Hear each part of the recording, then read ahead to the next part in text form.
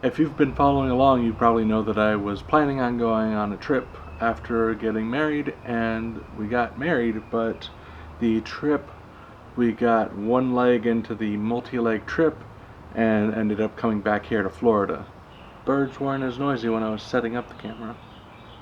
We started our trip and ended up in New Orleans for a few days, and things were starting to shut down at that point, so we decided to turn around and come back. We were staying in the French Quarter, and it was pretty crowded when we were there and when we were leaving. Staying in Florida has been nice because of the lack of snow, and I have access to some cars I normally don't have access to, but that also means that I'm not in Connecticut where all my tools are, and the cars that I'm really into working on and know what to do next with are not where I can make content with.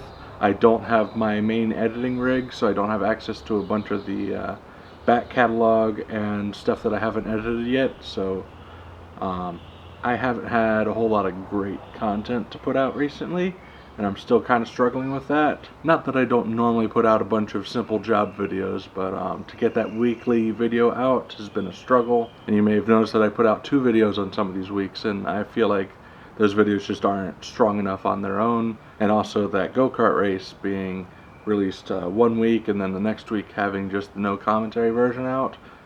I've been releasing what I can and trying to make the release schedule interesting with what I've got. Before I left, the company Super Clean sent me some products to try out, and I didn't get around to making that video before I left, so I appreciate their patience with me while I am stuck here in Florida. LastFit has been patient with me too. I've had a switchback modification video that I've been working on for a long time.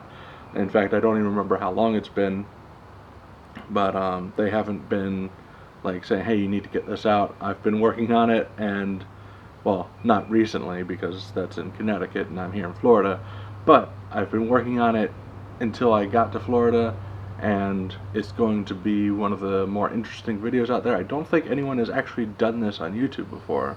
Videos that have never been done before on the platform are my favorite to put out because they just have that, like, I'm breaking new ground feel to them. A few months ago I was asked by someone, why do I keep doing this with the view counts that I end up seeing?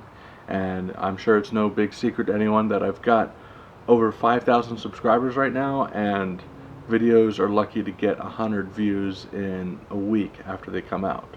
And I'm okay with that. I'd obviously prefer higher numbers, but if it doesn't appeal to a subscriber base, then that's that.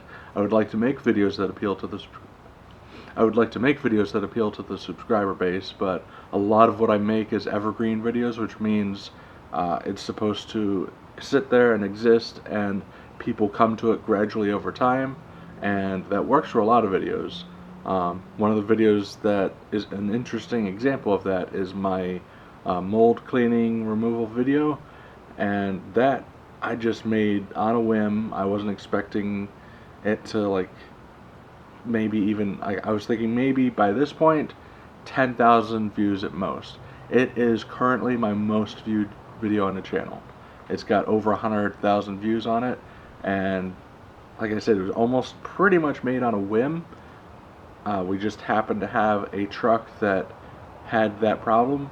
The smell was pretty strong, and I was going to clean it up anyway, and I was on the fence, should I record it or not, and I ended up recording it. I'm very happy that I did, given the results, but that's the kind of thing. There's no evergreen videos are kind of just a roll of the dice, and sometimes you get lucky like that. Some of the evergreen videos won't be a major success like that, but if they do gradually, slowly grow over time, that means people are searching for that content, finding it, watching it, and hopefully getting the job done that they seek to do. My back catalog has a lot of light bulb replacement videos, and they're very easy to make, they're very easy to do, and I'm sure a lot of people know how to do that without even looking it up, but sometimes that's the first job someone ever attempts on their own car. And if I make a video that's clearer than all the other options out there, then that's going to help them a lot. And at the end of the day, helping people that way is what I want to do, and if I get paid to do it, that helps me do it even more. So, thanks for watching, and I hope to see you in the next Car Simplified video.